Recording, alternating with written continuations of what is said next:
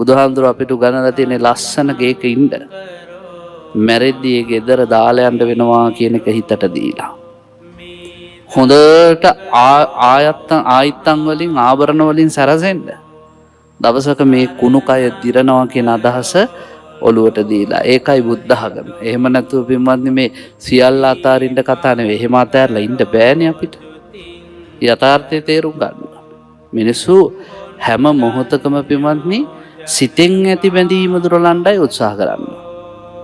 බුද්ධ ආගමේ කියන්නේ ගතින් අතහැරීමක් ගැන නෙවෙයි. සිතින් අතහැරීමක්. මේ හැමදේම දවසක දාලා යන්න වෙන උදාහරණේ කවුද? විසාකා. කෝටි 27ක් වටන මාලයක් බෙල්ලේ දාගෙනයි පන්සල් ආවේ. හැබැයි අවුරුදු 7න් සෝවා.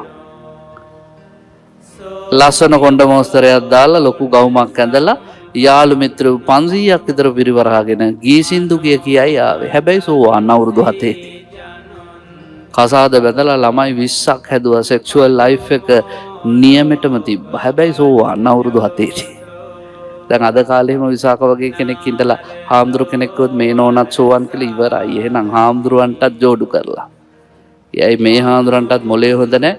අර ළමයි 20ක් හදාගත්ත ගෑණි සෝවාන්.